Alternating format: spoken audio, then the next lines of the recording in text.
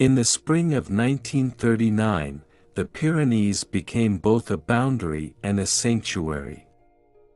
Pau Casals, once heralded as the world's greatest cellist, found himself crossing these rugged mountains, leaving behind the Spain he cherished, a nation torn asunder by civil war and silenced under Franco's iron grip.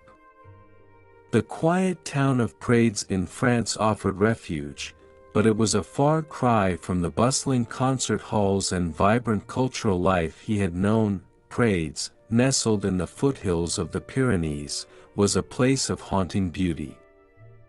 Its cobblestone streets wound through rows of modest homes, and the scent of wild lavender filled the air. Yet, for Casals, it was a bittersweet exile.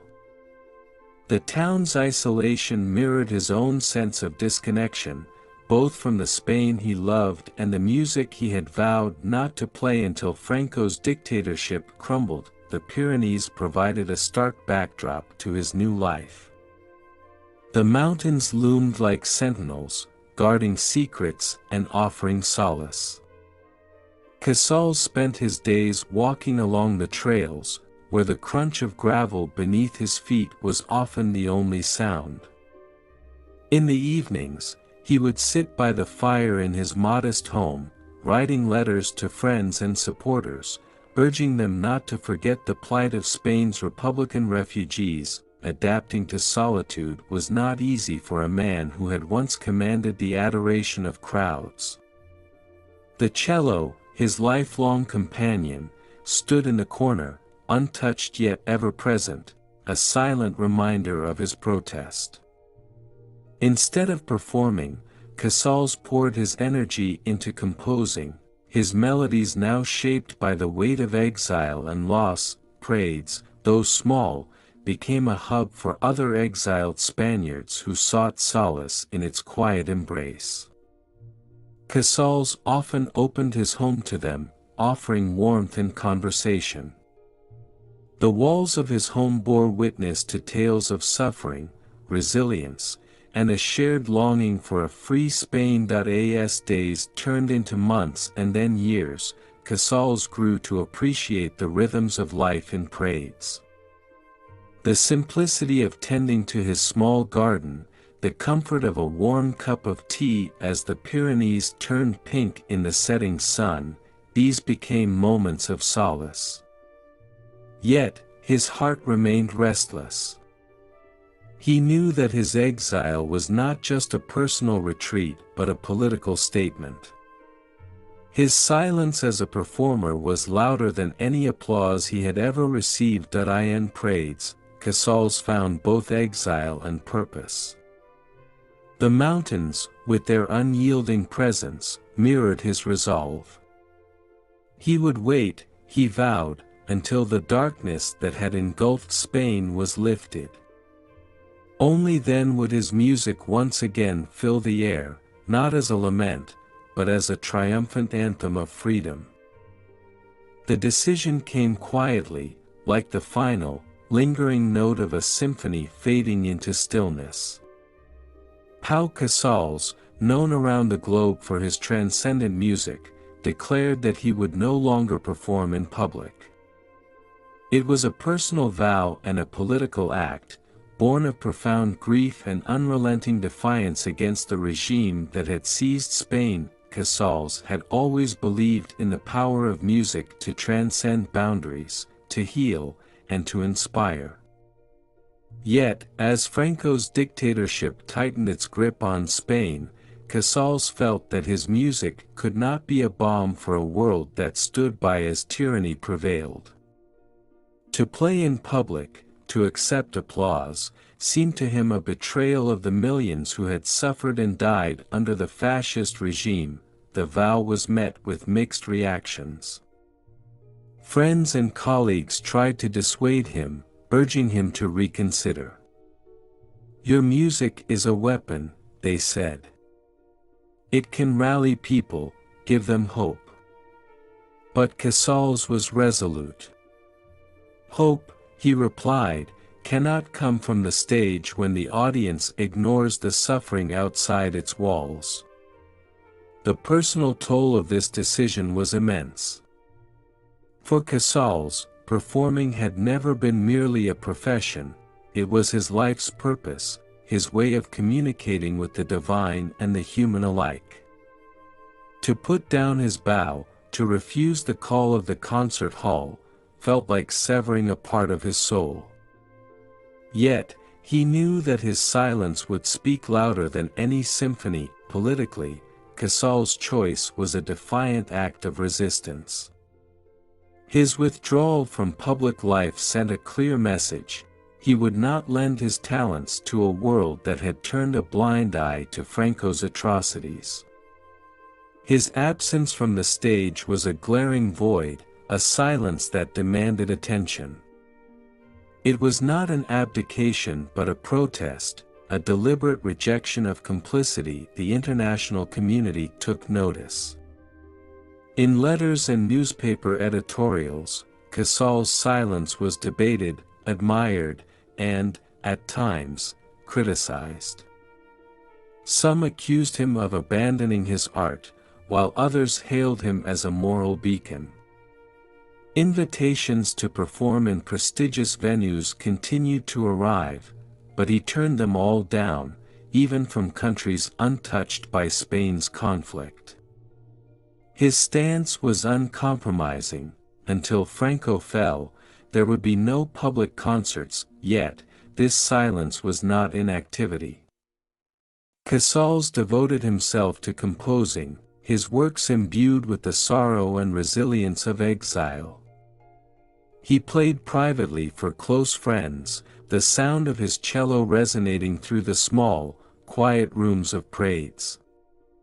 These private moments were intimate and raw, filled with emotions he could not express elsewhere. Over time, Casals' vow came to symbolize something larger than himself. His silence became a rallying cry for the exiled Spanish Republicans, a reminder that their cause was not forgotten.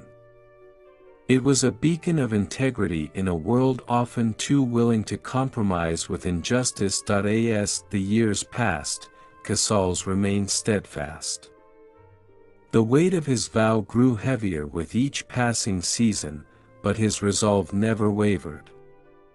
He understood that silence, when chosen deliberately, could carry a profound resonance. In refusing to play, Pau Casals became more than a musician, he became the sound of resistance itself. The scars of the Spanish Civil War were invisible but ever present, etched deep into the hearts of those who had endured its brutality. For Pau Casals, the war was not a distant memory but a haunting specter that colored every aspect of his exile. Each note of his compositions, each letter he wrote, was imbued with the pain of a homeland torn apart by violence and betrayal. The Republican cause had been one of hope, a fight for democracy against the forces of fascism. Casals had supported it fervently, his music serving as a voice for the oppressed. But when Franco's forces emerged victorious in 1939, hope gave way to despair. The fall of the Republic was not merely a political defeat, it was the collapse of a dream for a free and just Spain. In exile, Casals often reflected on the war's toll. He remembered the bombed-out villages, the lines of refugees trudging toward an uncertain future, and the friends and colleagues who had perished. The Pyrenees, which now sheltered him, had been the site of countless crossings by those fleeing Franco's regime. Their stories echoed in his mind, a constant reminder of the cost of resistance. Prades became a meeting point for other exiles, Republican families who had escaped Spain with little more than their lives. Casals opened his home to them, offering not just shelter but solace. Over shared meals and quiet conversations, they recounted their experiences, the heartbreak of leaving loved ones behind, the terror of evading capture, and the bitter longing for a Spain they might never see again. Among these families were artists, intellectuals, and laborers, people from all walks of life united by their shared tragedy. Casals found their resilience inspiring. Despite their losses, they clung to their ideals, teaching their children the values of freedom and justice in the hope that one day they might return to a liberated Spain. These connections deepened Casals' commitment to their cause. He used his influence to raise awareness about their plight, writing letters to international figures and advocating for aid. Whenever possible, he provided financial support to those in dire need, discreetly funding food, clothing, and housing for families struggling to survive. Yet, these efforts were not without their emotional cost. Each story of loss and suffering weighed heavily on Casals, a constant reminder of his own impotence against the forces that had uprooted so many lives. He channeled this pain into his music, composing pieces that mourned the fallen while celebrating the indomitable spirit of the survivors. In the evenings, Casals would sometimes play his cello for these families. His music, though private, became a shared experience, a way to express the grief and hope that words could not capture. In these moments, the echoes of the Spanish Civil War were not silenced but transformed, resonating as a testament to resilience and the enduring power of solidarity. For Casals and the exiled Republican families, the war was far from over. It lived on in their memories, their conversations, and their dreams. Yet, through their shared connections and the quiet defiance of their exile, they kept the flame of the Republican cause alive, waiting for the day when Spain might once again be free. By the early 1940s, the idyllic charm of Prades, with its cobblestone streets and serene mountain backdrop, was overshadowed by the dark shadow of occupation.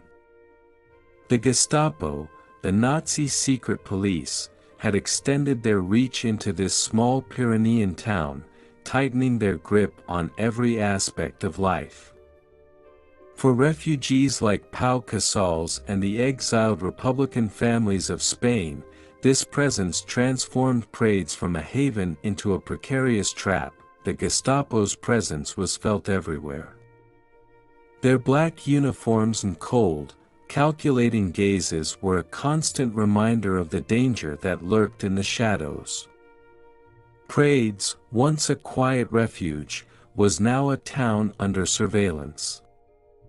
Checkpoints were set up on its roads, and the Gestapo conducted regular patrols, their boots echoing ominously against the cobblestones. For the refugees who had fled Franco's Spain, the Gestapo represented a dual threat. As supporters of the Republican cause, they were enemies of both Franco and the Nazi regime. Many had already lost family and friends to Franco's forces. Now, they faced the terrifying prospect of being arrested, interrogated, or worse. The mountains that once symbolized freedom had become a perilous boundary. To venture too far was to risk capture. Casals, though not a political agitator by nature, understood the stakes. The Gestapo's intelligence network was vast, and they had begun targeting key figures among the exiled community. Friends and neighbors disappeared without warning, taken in the dead of night by agents who operated with ruthless efficiency.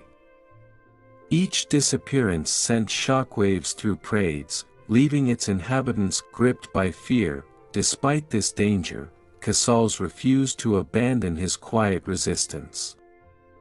He offered his home as a meeting place for exiles, a place where strategies could be discussed and support quietly distributed.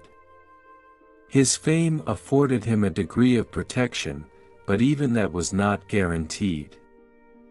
Rumors of his involvement in aiding refugees spread, and Casals knew that any misstep could bring the Gestapo to his door. The refugees were resourceful, but the Gestapo's methods were insidious. Informants lurked among the townspeople, coerced or bribed into revealing secrets. Even the walls seemed to have ears. Refugees learned to speak in hushed tones, to avoid gathering in large groups, and to never discuss plans in public. Trust became a precious and fragile currency. Casals witnessed the growing tension with a heavy heart. The refugees he had once welcomed with open arms now lived in a state of constant vigilance, their dreams of freedom clouded by the fear of discovery. Yet, their resilience inspired him. Despite the Gestapo's looming presence, they found ways to survive, to hope, and even to resist in small, meaningful ways. One of these ways was the use of clandestine networks to smuggle people and information across the Pyrenees. Casals played a discreet role, using his connections to facilitate safe passage for those most at risk. It was dangerous work, but he felt it was his moral duty. To remain silent in the face of such oppression, he believed, was to be complicit. The Gestapo's presence in Prades was a constant reminder of the precariousness of exile. Yet, it also underscored the courage of those who dared to defy them. For Casals and the refugees, the fight for survival was not just a matter of endurance but a quiet rebellion against tyranny.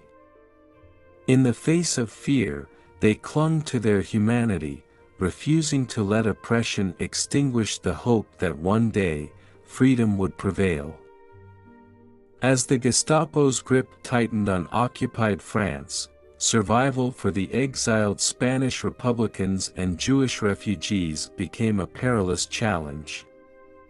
The hills and valleys around Prades, once a refuge for the displaced, now harbored a quiet but determined defiance. It was here that Pau Casals, known to the world as a cellist, found himself drawn into the dangerous work of the underground network. Casals' involvement began modestly. Initially, he offered his home as a meeting point for discussions among exiled Republicans, French sympathizers, and members of the resistance. His fame provided a thin veil of protection, but he understood the risks. Gestapo informants were everywhere, and his association with refugees made him a person of interest. Still, his conscience allowed no retreat. Through these gatherings, Casals forged connections with the French resistance, a shadowy network of individuals united by their opposition to the Nazis. The resistance was as varied as it was resilient, comprising farmers, shopkeepers, intellectuals, and former soldiers.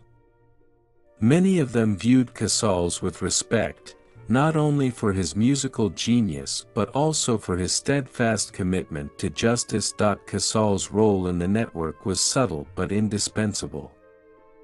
His home became a waypoint for those fleeing Nazi persecution, and he used his resources to provide food, clothing, and temporary shelter. He often disguised his efforts as acts of charity, knowing that any suspicion could endanger not only himself but also those he sought to protect. One of his most significant contributions was assisting in the organization of escape routes over the Pyrenees. These perilous paths, known as the Freedom Trails, were the lifelines for refugees seeking to reach neutral Spain or Allied territories. Casals coordinated with guides, brave men and women who risked their lives to lead refugees across the treacherous mountain terrain. He provided funds, maps, and sometimes even music to boost morale before their harrowing journeys. the collaboration with the French resistance extended beyond logistical support. Casals also served as a messenger, using his reputation and travel permissions to covertly transport letters, documents, and coded messages between resistance cells. His public persona as a celebrated musician made him less likely to attract suspicion, though he was always acutely aware of the danger. On several occasions, Casals performed private concerts for resistance members and their families, his music a source of comfort and unity in the midst of chaos. The haunting notes of his cello carried a message of resilience and hope, a reminder that even in the darkest times, beauty and humanity could endure. The risks of his involvement were immense.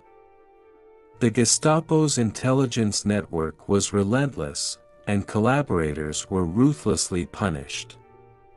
Friends and associates of Casals were interrogated, and the threat of arrest loomed over him constantly. Yet, he never wavered. His resolve was rooted in his unwavering belief that tyranny must be opposed, not just with words or weapons, but with actions that upheld the dignity of the oppressed. Casals' work with the underground network exemplified the quiet heroism of countless individuals who resisted fascism in their own ways. He was not a soldier or a spy, but a musician who refused to let his art and humanity be silenced. His contributions may not have been as overt as those of others, but they were no less vital. Through his covert efforts, Casals became more than an exile in Prades, he became a lifeline for those in desperate need and a symbol of resistance against oppression. The underground network thrived in part because of people like him, whose courage and compassion transcended fear, leaving an indelible mark on the fight for freedom. In the shadow of Nazi occupation, Prades became a quiet yet vital hub of resistance and refuge. For the exiled Spanish Republicans and others fleeing persecution, safety was a fleeting illusion.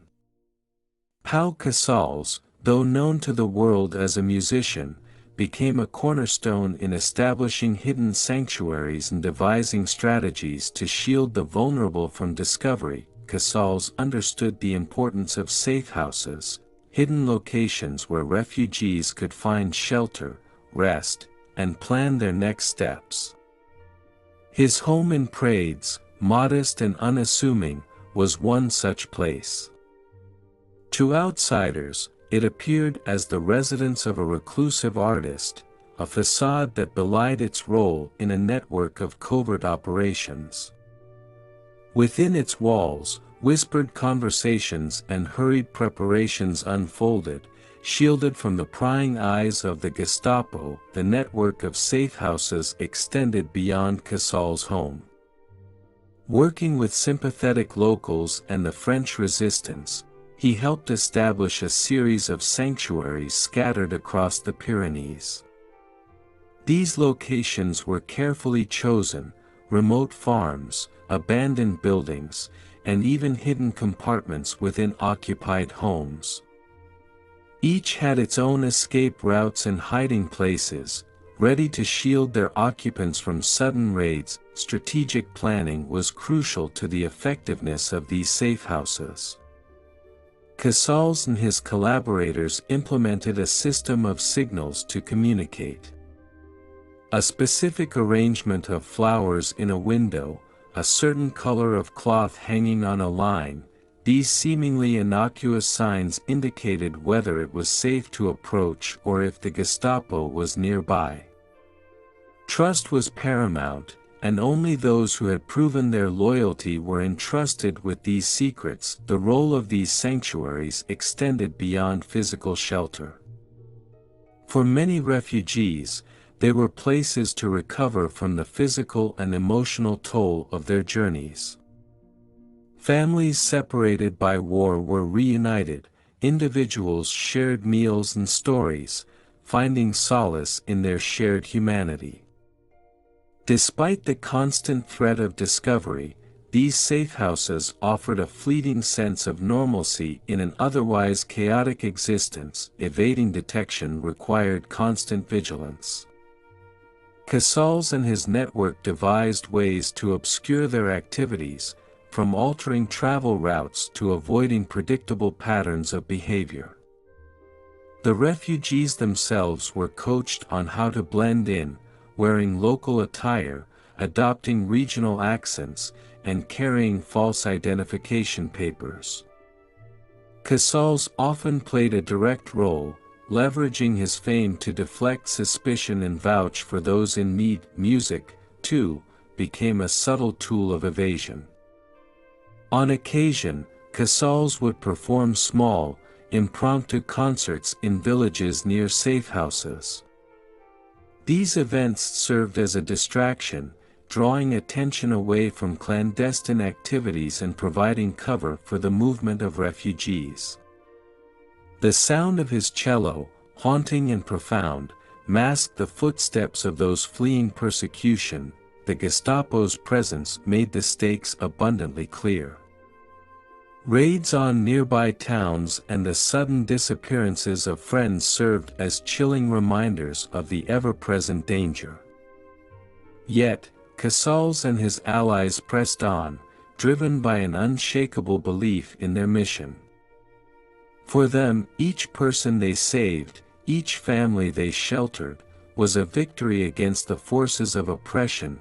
For Pau Casals, the sanctuaries he helped create were more than places of refuge, they were symbols of resistance. In a time when fear and hatred threatened to engulf Europe, these hidden havens stood as testaments to courage, compassion, and the unyielding spirit of humanity. In a world where every word spoken or written could lead to exposure and death, Pau Casals found an unexpected ally in his cello. The timeless language of music became more than a form of expression, it was transformed into a tool of defiance and subterfuge. For Casals and the underground network he supported, music became a cipher, a means of communication that slipped unnoticed through the cracks of Gestapo surveillance. The idea emerged during a gathering of exiled Republicans and French resistance members at Casals' modest home in Prades. Messages were becoming harder to transmit safely. Written notes could be intercepted, couriers caught. It was then that someone remarked on the universal reach of music, its ability to convey meaning beyond words. Inspired, Casals and his allies began to experiment. Casals devised a system using musical compositions to encode simple messages. Specific notes or sequences would represent key phrases, times, or locations. For example, a particular shift in tempo or an unusual chord progression might signal a meeting point or the arrival of supplies. These messages were woven seamlessly into the fabric of his music, unnoticed by all except those who knew what to listen for. Performances became acts of quiet rebellion. Casals would play impromptu concerts for gatherings that included both allies and unwitting Gestapo informants. While his audience heard a masterpiece of emotional depth, his collaborators listened for the subtle cues embedded within. A seemingly innocuous melody might carry critical information, a warning about an impending raid, a directive for safe travel, or confirmation that a plan was in motion. Casals' cello became the central instrument in this covert operation. Its deep, resonant tones allowed him to communicate complex messages with nuance and precision. He practiced tirelessly to ensure that the ciphers were indistinguishable from the natural flow of his music. Each performance demanded extraordinary focus, as even the smallest mistake could jeopardize the encoded message. The use of music as a cipher extended beyond Casals' personal performances. Sheet music became a means of written communication, with annotations serving as coded instructions. A seemingly innocent piece of music delivered to a resistance cell might contain detailed plans for an operation. Hidden within the arrangement of notes and rhythms, the Gestapo, though formidable, underestimated the subversive potential of music. They viewed Casals as a harmless artist, an aging exile whose performances posed no threat to their authority. This perception allowed him to operate with a degree of freedom that others could not afford. Despite its ingenuity, the system was not without risks. Any suspicion could lead to disastrous consequences. Casals was acutely aware that his fame provided only limited protection. If the Gestapo discovered the true purpose of his music, he would face certain imprisonment or execution, yet, the rewards outweighed the dangers. Through his encoded music, Casals was able to warn refugees of Gestapo patrols, direct families to safe houses, and coordinate with resistance fighters. His cello, once a symbol of artistic excellence, became a beacon of hope and resistance. Music has the power to speak where words fail, Casals once said, and in the shadow of occupation, his music spoke volumes. It carried the weight of secrets, the urgency of survival, and the unyielding spirit of those who refused to bow to tyranny. For those who understood its hidden messages, it was not just music, it was a lifeline. The early 1940s marked a pivotal period in the history of Europe and the world as a whole. The rise of fascism under Adolf Hitler and Benito Mussolini, combined with the brutality of Francisco Franco's dictatorship in Spain, had plunged the continent into chaos. As the Axis powers, Germany, Italy, and Japan, sought to expand their empires, the Allies, led by Britain, the United States, and the Soviet Union, engaged in a global struggle to preserve democracy, freedom, and humanity. The consequences of this fight reverberated across every corner of Europe, from the occupied lands of France to the desolate battlefields of Russia, and even in the quiet sanctuary of Prades, where Pau Casals would play a quiet yet crucial role. The war was not just fought with weapons, it was fought on multiple fronts: economic, political, and ideological. As the Nazis began to implement their brutal policies across Europe, they sought not only to conquer territory but to erase the cultural identities and histories of entire peoples. Their goal was to establish a new order of racial purity, one that would subordinate millions of lives to the dictates of fascism.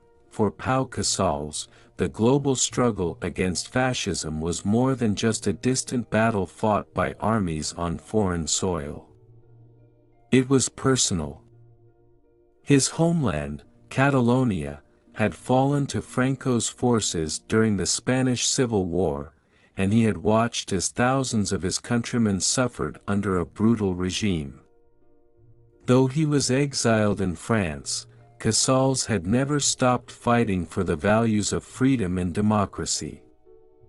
His vow to remain silent on stage, refusing public performances until Franco's regime was overthrown, was a powerful, symbolic act of defiance, a refusal to lend his art to a world dominated by fascist ideologies. But the war, which raged across Europe, also stirred the hope that the end of fascism was within reach. As the Allies' forces gained ground in North Africa and pushed into Italy, they began to turn the tide against the Axis. The Allied invasion of Normandy in June 1944, known as D-Day, marked the beginning of the liberation of Western Europe. It was an operation that would eventually lead to the downfall of Nazi Germany, though the war in the East, fought primarily between the Soviet Union and Germany, would continue to rage for months longer. The global nature of the conflict meant that the fight against fascism was not confined to the military. Resistance movements, such as the French Resistance and the Spanish exiles, became key players in undermining Nazi and fascist authority within occupied territories. These underground movements played vital roles in gathering intelligence, sabotaging enemy infrastructure, and protecting refugees. Pau Casals, with his network of safe houses and clandestine operations, contributed to this larger resistance, quietly aiding families fleeing both the Nazis and Franco's Spain. The war also united disparate groups of people, soldiers, resistance fighters, ordinary civilians, and exiles like Casals, under the shared goal of defeating fascism. In Prades, Casals found himself collaborating not only with fellow exiled Republicans but also with members of the French Resistance and other refugees from Nazi-occupied territories. This international solidarity was vital in sustaining hope during the darkest days of the war. Though each group fought in different ways, some with weapons, some with words, some with music, they all understood the importance of their contribution to the global struggle. The arrival of American and British forces in the later years of the war brought a renewed sense of optimism. The defeat of Axis powers was no longer a distant dream, but a real possibility. Yet, even as the Allies fought on multiple fronts, the war's toll on Europe was immense.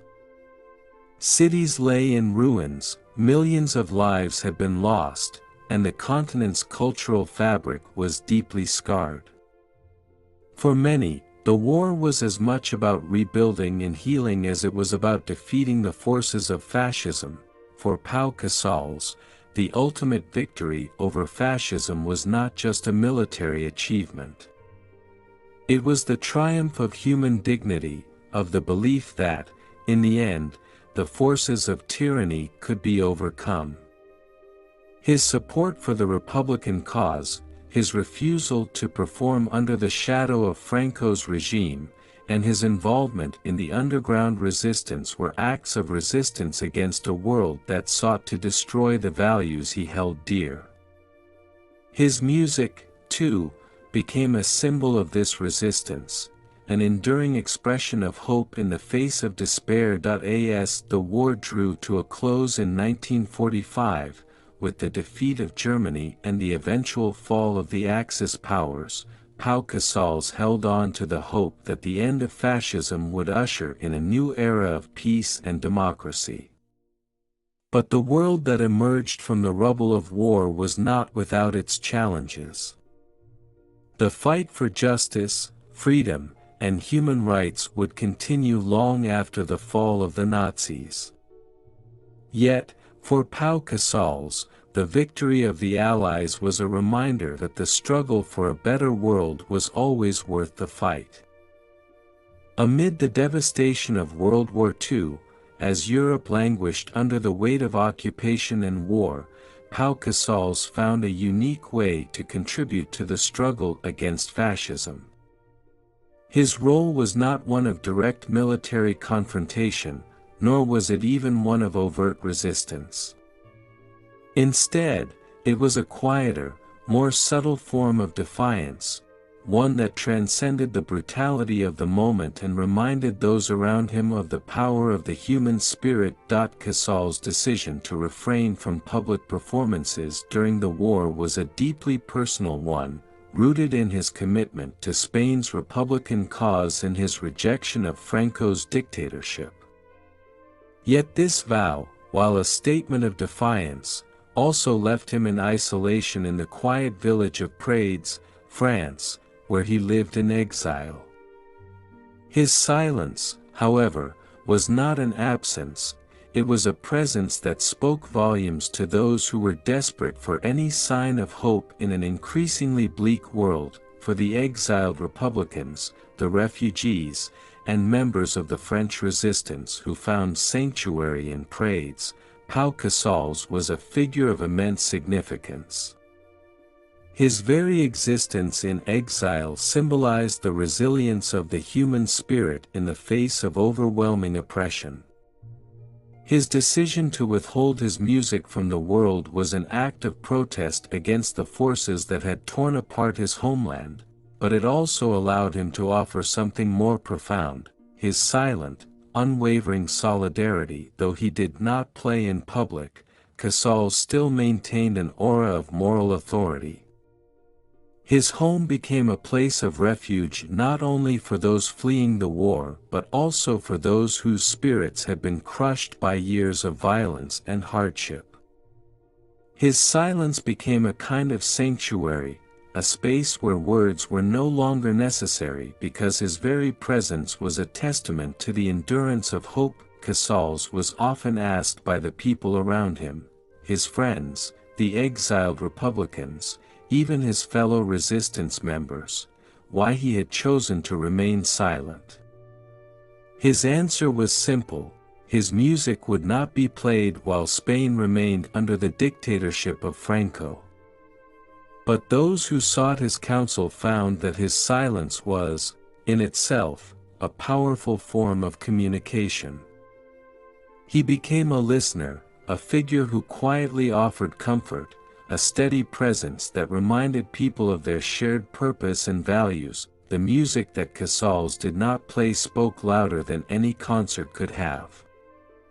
In a world ravaged by war, his silence provided a form of moral resistance.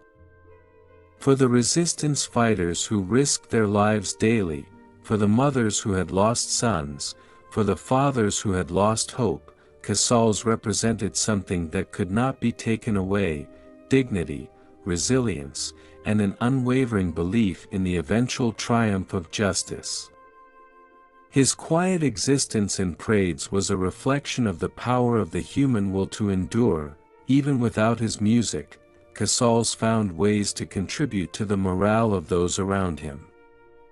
He would often speak to groups of exiled families or to small groups of resistance members, offering words of encouragement and solidarity. His speeches were not grandiose political declarations but quiet affirmations of the importance of their fight. He reminded them that every small act of resistance, every moment of defiance, mattered in the broader struggle for freedom. In times when despair threatened to overtake them, Casals was a pillar of hope. His very refusal to perform in public became a form of protest against the atrocities being committed by fascist regimes. Yet, even in his silence, he communicated more effectively than many others. He showed that resistance did not always have to be loud or dramatic. Sometimes, it could be found in the quiet moments, in the steadfast refusal to accept tyranny. For Casals, his silence was a reminder that music, like the struggle for freedom, was not just for the joyous moments of life but also for the darkest. His presence was a beacon of the unspoken truth that, even in the most trying times, hope could still survive. His refusal to play on the stage was, paradoxically, the most powerful form of his art, a music of resistance, a music that echoed in the hearts of those who lived through the horrors of war and exile. Hope, for Pau Casals, was not something that could be easily expressed in words or melodies. It was something that had to be lived, something that had to be shown through quiet acts of courage and endurance. His silence in the midst of such chaos was a reminder that, even when the world seemed lost, there was always room for dignity, for resistance, and for the belief that tomorrow could be better than today. War is never without its personal costs, and for Pau Casals, the shadow of loss and sacrifice loomed large throughout his years in exile. His commitment to his homeland and his vow of silence, refusing to perform publicly until Franco's dictatorship had ended, came at great personal expense. Yet it was not only his career that he sacrificed in his fight against fascism, it was his own sense of peace, his own security, and the deep emotional toll of watching friends and families suffer in a world torn apart by violence and repression that in the quiet of Prades, where he sought refuge from the war's horrors, Casals was constantly confronted by the realities of exile. He had fled Spain in 1939, escaping the consequences of a civil war that had left his country deeply divided and shattered. Many of the people he encountered in the French village were fellow Republicans, also in exile, who had lost everything, homes, livelihoods, and loved ones, to the forces of Franco. These men, women, and children who had fled Spain were refugees not just from the conflict, but from the regime that had crushed their hopes for a free and democratic Spain. For Casals, the pain of their losses was not just a matter of empathy, it was personal. His own exile was marked by a profound sense of displacement.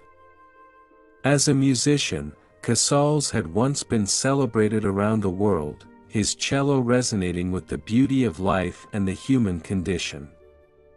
Yet now, in his self-imposed silence, he had become a man without a stage.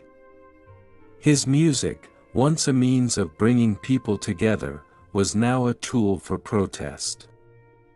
The world that had once adored him for his talent now saw only a symbol of resistance, a man unwilling to perform as long as the oppression of Franco's regime continued.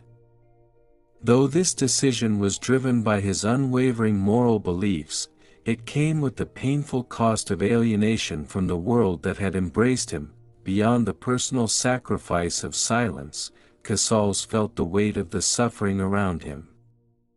The exiled Republican families, who took refuge in Prades, were often haunted by the memory of loved ones lost or left behind. Many had been forced to leave behind family members who were still in Spain, at the mercy of Franco's brutal regime. Some of them had lost entire families to the atrocities of the war. For Casals, these personal tragedies were compounded by the knowledge that he was unable to do more than offer them solace in the form of his presence, a small comfort in a world ravaged by loss. His role in aiding the Republican exiles and helping those in need came with its own set of sacrifices. Casals had always been a private man, but in Prades, he found himself drawn into covert operations, helping to hide refugees from the Gestapo and collaborating with the French resistance to sabotage Nazi operations. Yet, in doing so, he put not only his own life at risk but also the lives of those around him. The German occupation of France meant that even the smallest act of rebellion could lead to violent reprisals. Those who sheltered refugees or aided in resistance activities faced the constant threat of arrest, torture, and execution. Casals, though not directly involved in armed resistance, was fully aware of the danger posed by the Gestapo's presence in Prades and the surrounding areas. His home, which had once been a place of music and peace, became a hideout for those seeking to evade capture. The personal losses were not limited to the people he helped.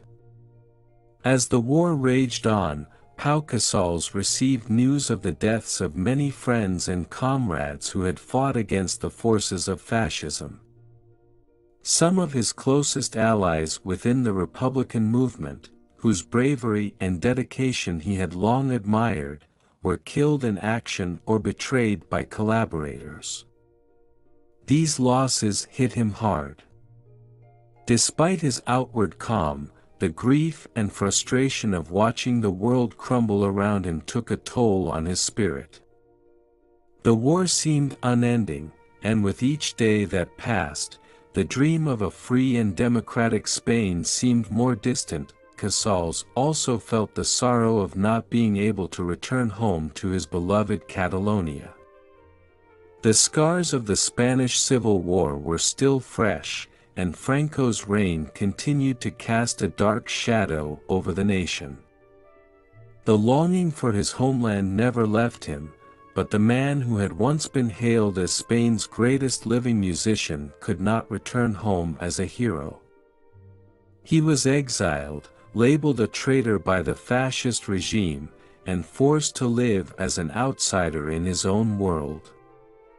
The sacrifice of being away from his family, his friends, and his country was one that Casals bore in silence, the weight of it pulling at his heart even as he continued his efforts in exile. Yet, despite the profound personal losses and sacrifices, Pau Casals remained steadfast in his commitment to the cause. His dedication to aiding Republican families and standing in solidarity with those suffering under the yoke of fascism provided a beacon of hope in the midst of darkness. It was through these sacrifices, his career, his peace, his connection to his homeland, that Casals found a deeper sense of purpose. The pain he endured was not in vain. It became a testament to the power of the human spirit to withstand adversity, to fight for what was right, and to continue on, even in the face of immense personal suffering. The war was not over yet, and the losses would continue. But in the silent defiance of Pau Casals, there was a glimmer of hope for all who had been crushed under the weight of tyranny. Through his sacrifices, he proved that the heart could endure, that resistance could thrive even in the quietest corners, and that no matter the cost, the fight for justice, freedom, and dignity was always worth it. As the war raged on, the Allied forces began to gain ground against the Axis powers, bringing a slow but steady glimmer of hope to the people of occupied France. In the summer of 1944, after years of brutality, resistance, and sacrifice, the tide of war began to turn.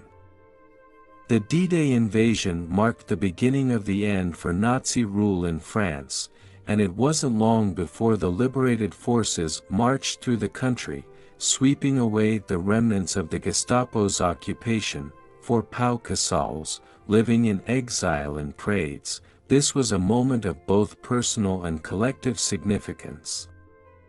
The village, which had been a safe haven for refugees and resistance members, had also become a target for the Gestapo.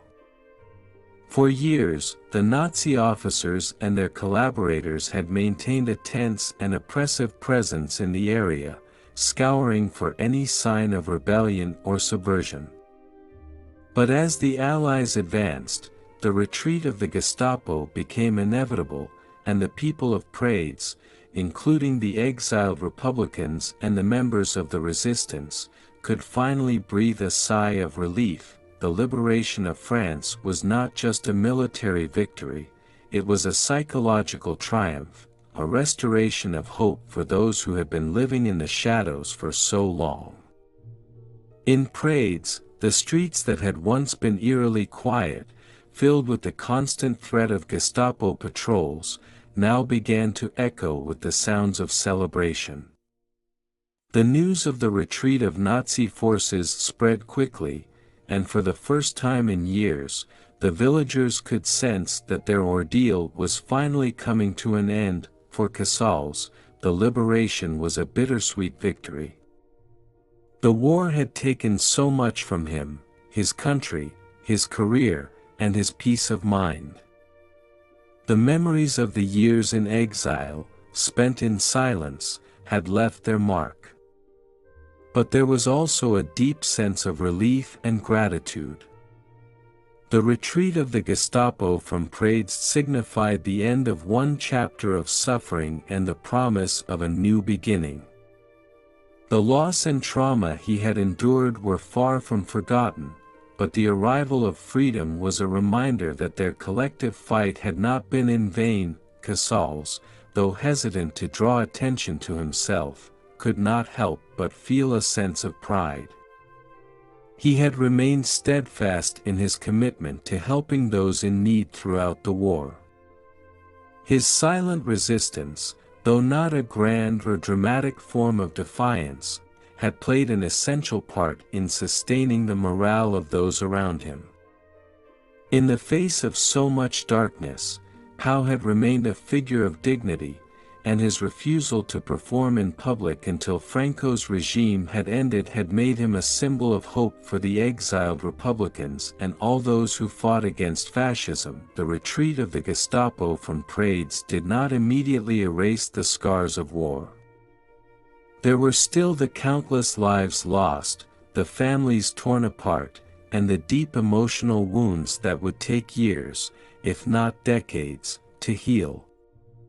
But for Casals, the liberation marked the first step toward a future ere the oppressed could finally begin to rebuild their lives. It was the first real victory in the long battle against the forces that had tried to erase everything he and his fellow exiles had stood for. On the day the Gestapo left Prades, there was a palpable sense of euphoria in the air. The people gathered in the town square, some weeping with joy, others laughing and embracing one another.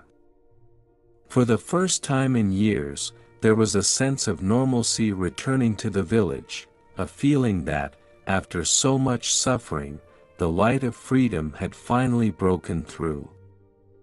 Pau Casals, though still reeling from the personal losses of the war, stepped outside of his home to join the celebration. He was not there as a performer or as a figure of prominence. He was simply a man among the people, a man who had survived, just like them, and whose resolve had remained unbroken. As the day wore on, Casals was approached by many who had found sanctuary in Prades over the years, refugees, resistance fighters, and even local villagers who had supported the cause. Some offered him thanks, while others simply shared in the quiet, overwhelming emotion of the moment. Casals, who had lived in silence for so long, found it hard to speak in the face of such raw emotion. But he didn't need to say anything. His presence alone was enough. His resilience, his sacrifice, and his unwavering commitment to justice were all embodied in that moment of liberation. For Casals, the liberation of Prades represented more than just the end of the Gestapo's reign in the village. It was a symbol of the resilience of the human spirit, of the capacity for ordinary people to stand up against tyranny, and of the collective power of those who believed in a better world. It was a triumph not only for the Allies but for all those who had fought, silently or loudly, for the freedom to live and create. Though the war was not yet over, the retreat of the Gestapo was a turning point. It marked the beginning of the end of Nazi occupation in France and a major step toward the eventual downfall of Franco's regime in Spain. For Pau Casals, it was a moment of reflection, of realizing that despite the overwhelming challenges of the past few years, the fight for justice and freedom had not been lost. As he stood in the streets of Prades, watching the joyful crowd around him, Casals knew that the road ahead would still be difficult. But for the first time in years, there was light at the end of the tunnel. The sacrifices made, the lives lost, and the silence endured had all led to this moment, the liberation of France, and the promise of a future where justice and dignity could one day prevail. Even as the war came to an end and Europe began to rebuild, Pau Casals remained steadfast in his vow of silence. The liberation of France had brought an end to the Nazi occupation, but for Pau, the real battle was still ongoing. Franco's dictatorship in Spain remained unbroken, and as long as the regime continued its oppressive reign, Pau refused to perform in public. His silence became more than just a personal decision, it was a symbolic act of defiance, a public protest against the regime that had stolen his homeland from him and his people. Though the war was over and many of his fellow exiles and prades could begin to think of returning home, Casals' pain and resistance were not so easily assuaged. The thought of returning to Spain under Franco's rule was inconceivable to him. His love for his country, his deep connection to Catalonia, and his belief in the cause of freedom and democracy left him no choice but to maintain his vow. To perform would feel like surrender to a regime that he viewed as tyrannical, unjust, and cruel. The music that had once brought him fame and joy was now a tool of protest, and as long as Franco held power, Pau Casals would not give the dictator the satisfaction of hearing his cello resonate in the concert halls of Spain. Casals' refusal to perform was not merely a private matter, it was an act of resistance that reverberated around the world. His silence made him a symbol of moral clarity in the face of a political and cultural vacuum. To the oppressed people of Spain, especially those still living under Franco's iron-fisted rule, Pau's silence represented hope, a reminder that even in exile, the fight for justice continued. And to the international community, it was a powerful statement that the arts, once a source of political neutrality, could also become a tool of resistance. Casals' cello, a symbol of beauty and expression, was transformed into a weapon of protest against the inhumane practices of a fascist regime. For Casals, the decision to remain silent was far from easy. His love for music had always been central to his identity, and the applause of a captivated audience had once been one of the most fulfilling parts of his life. But the heart-wrenching situation in Spain, where his fellow Catalans and the Spanish Republicans were still suffering under Franco's brutal regime, made the joy of performing seem hollow. Each note played, each concert attended, would be an endorsement of a dictatorship that had caused irreparable harm to the nation he loved. His silence, however, served as a declaration that he would not allow Franco's Spain to co-opt the beauty of his art, nor would he accept a world where injustice and tyranny went unchallenged. The decision to remain silent in protest had its personal costs. Casals' name, once celebrated in the world of music, began to fade from the public consciousness. In post-war Europe, where the reconstruction of cultural life was a priority, Casals' absence from the stage became an enigma to some. Many were eager to hear the renowned cellist perform again, to celebrate the return of a European master to the concert halls. But Casals, despite the mounting pressure and the desire to reconnect with his art, remained unmoved.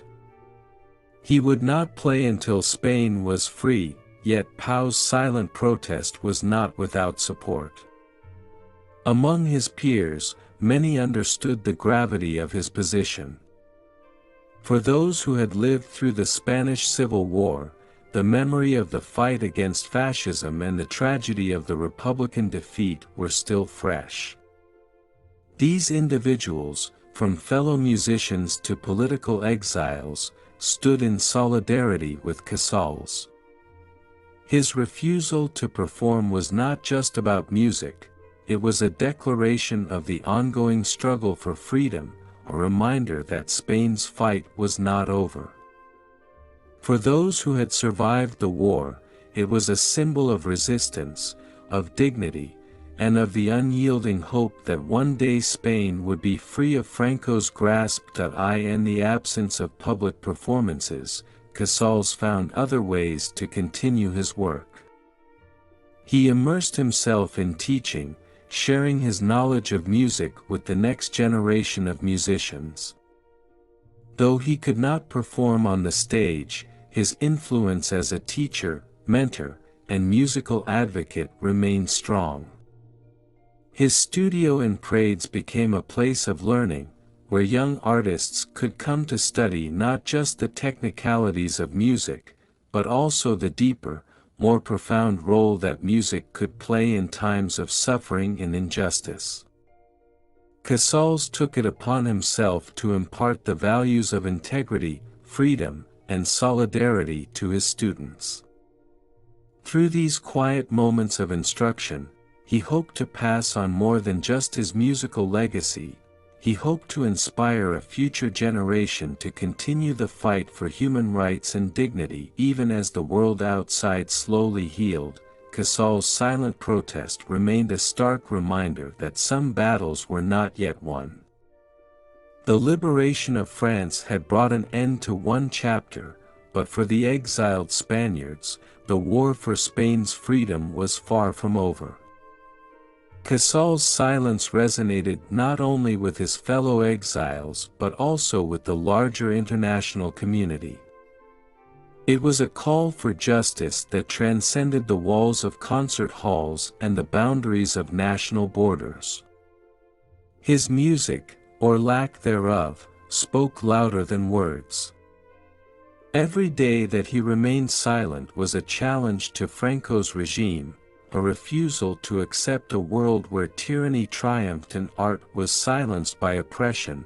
Though the war had ended and the world had begun to turn the page on its darkest chapter, Pau Casals understood that the road to true freedom for Spain would require more than just military victory. It would require a cultural and moral awakening. His silence was his act of defiance, a refusal to give in, and a challenge to a world that had yet to fully recognize the depth of the struggle for Spain's freedom. For Pau Casals, the vow of silence was not simply a personal sacrifice, it was a powerful, unyielding protest. A protest that would not end until the day that Spain was free, until the day that his homeland could once again sing in the harmony of democracy and justice. The war was over, but the scars of Spain's long struggle against Franco's fascist regime remained etched into the hearts of its people. For Pau Casals, whose own exile had kept him far from his homeland, the grief of the Spanish Civil War and the years of suffering under the dictatorship had left an indelible mark. As the world slowly began to heal and rebuild, Pau found himself increasingly haunted by the memory of those who had fallen in the battle for Spain's freedom. In their absence, he began to seek ways to honor their sacrifice, ways that transcended mere commemoration and became a living testament to their fight. For Pau, the Requiem was more than just a funeral service for the fallen, it was a symbol of the unyielding spirit of resistance, of the voices of the silenced dead, and of the enduring hope that one day Spain would be liberated from Franco's grip. He knew that many of his comrades, those who had fought alongside him in the war, those who had shared in the dream of a free Spain, had never been able to receive a proper burial, a proper remembrance. The war had left so many people scattered, silenced, and forgotten. As an exile, Pau had been unable to return home to give them the honors they deserved. The long-awaited Requiem became Pau's way of ensuring that their sacrifices would not be forgotten. He knew that, for the fallen, justice had yet to be served, and no amount of personal silence or sacrifice would be enough to atone for the injustice they had endured. And so, as the years passed, Pau began to dedicate his time and his music to their memory. His commitment to the exiled Republican cause was more than a political act, it was an emotional and personal one. In the Requiem, Pau could honor the lives of those who had fought not just for their own freedom, but for the freedom of future generations. The idea for the Requiem began to take shape in the early 1950s, as Pau gathered with other exiles and prayed. Though many were refugees from the Spanish Civil War, all were linked by a shared history of pain, loss, and resistance. In their conversations, the names of their fallen comrades would often come up, heroes who had given their lives for the cause, whose memories were at risk of being lost forever. Pau, always moved by the sacrifices of others, knew that his music could be the bridge that would connect the past with the present, the living with the dead. His Requiem would not be a traditional composition. It would be something deeply personal, an elegy for the lost republic and for those who had been denied the peace they deserved.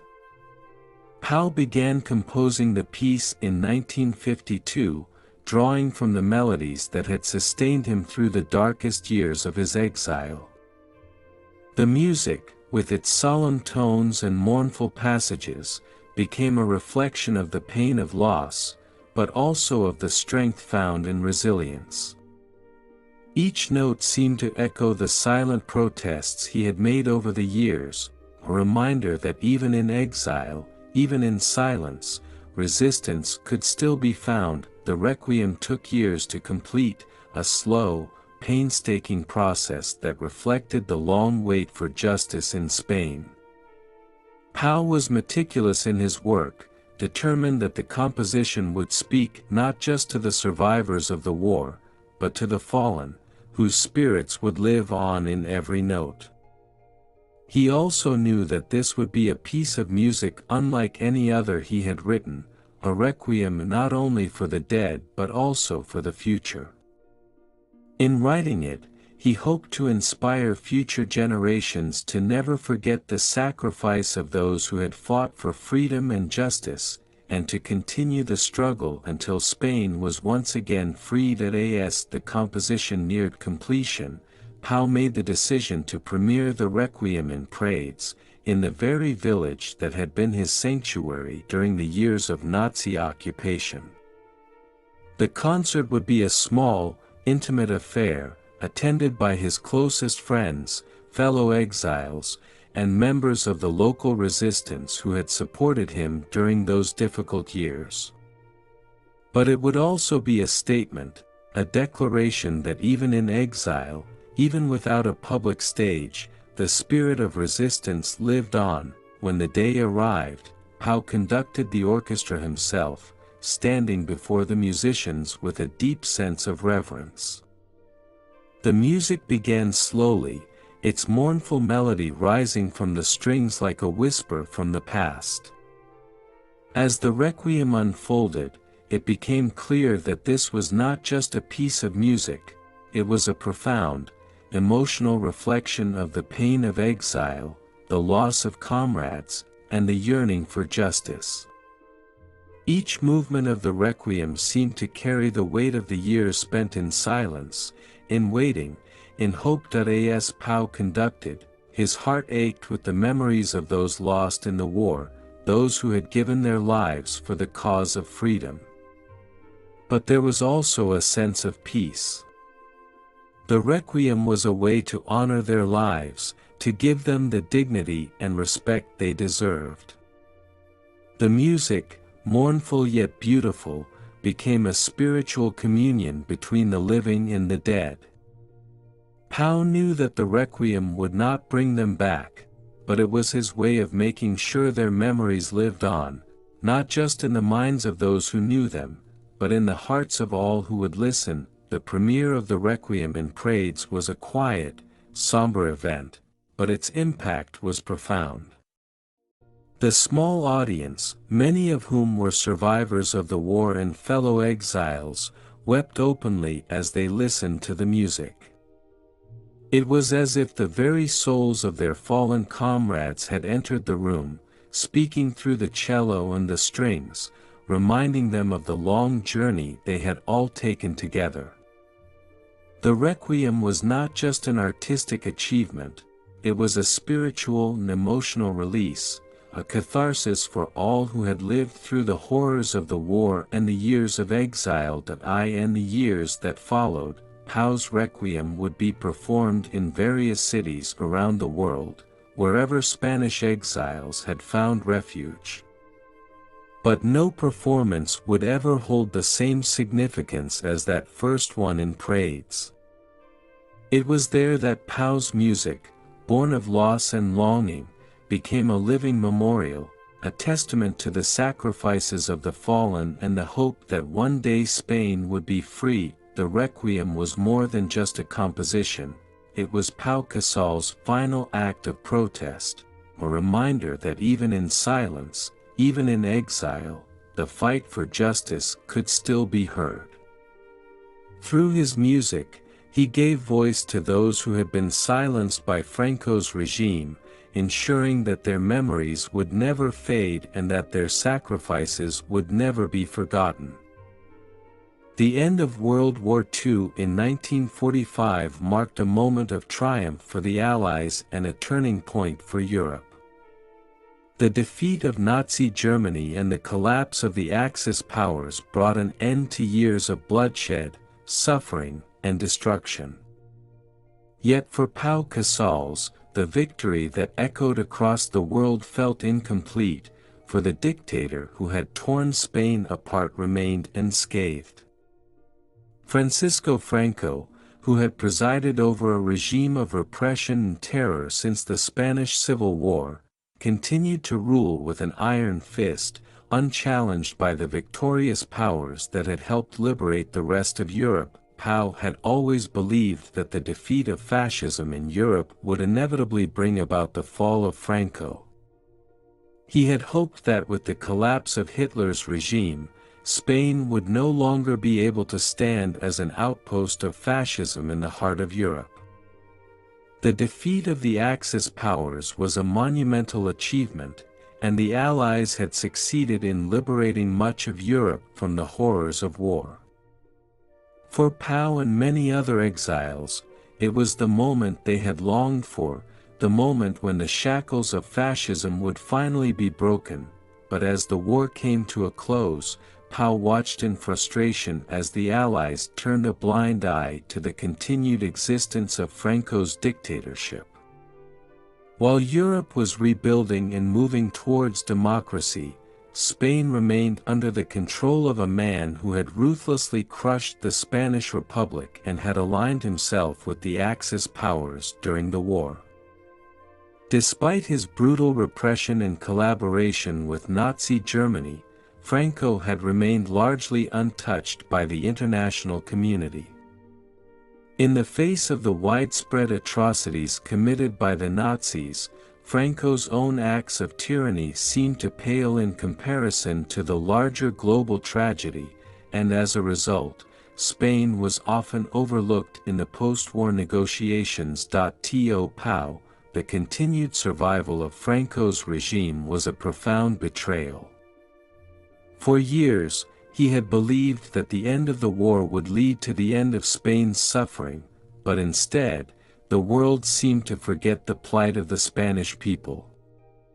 The United States and Britain, eager to stabilize post-war Europe, chose to turn a pragmatic eye toward Franco's Spain. As Cold War tensions began to mount, Spain became a strategic ally in the fight against communism. Franco's regime, despite its fascist roots, was viewed as a necessary buffer against the spread of Soviet influence in Europe.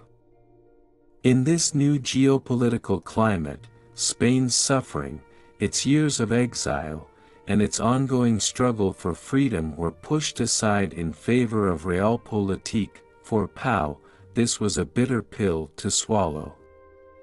The end of the war had not meant the end of Franco's rule, and the promise of justice, of a return to a free Spain, had been dashed. He had spent years in exile, refusing to play in public until the regime was gone, and he had held on to the belief that the defeat of fascism would bring about the liberation of his homeland. But as the Allies turned their backs on Spain, Pau found himself once again confronted with the harsh reality that, for many, the fight against fascism was not as important as the political realities of the post-war world. The betrayal felt all the more acute for Pau, who had given so much to the cause.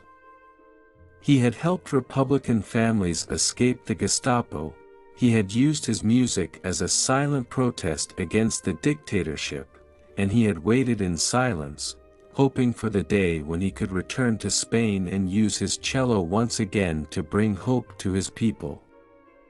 But the end of the war, far from bringing relief, had only deepened his sense of loss. As the years passed, Pau's frustration grew. He continued to refuse public performances, his vow remaining unbroken despite the changing tides of world politics. He knew that his music could not heal the wounds of the past, but he also knew that until Franco was gone, his silence would remain the most powerful statement he could make. The sound of his cello was silenced, not just by his own choice, but by the betrayal of the very powers that had promised to defeat fascism and bring justice to the world. The Allies' victory in Europe had not translated into the liberation of Spain, and for Pau, that felt like a betrayal of everything he had fought for.